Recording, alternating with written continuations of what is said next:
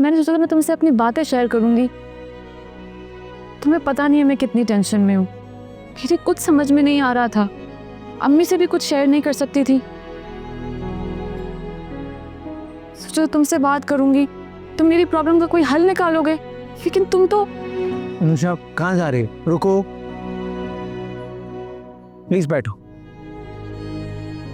बैठो।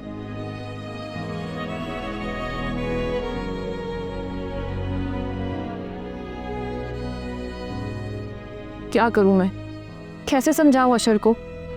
कई बार फोन कर चुकी हूं उन्हें, लेकिन मेरा फोन ही नहीं उठा रहा है। मैं ईश्वर को फोन करता हूँ, उसे अभी यहीं बुला दो, पता करते हैं क्या मसला है।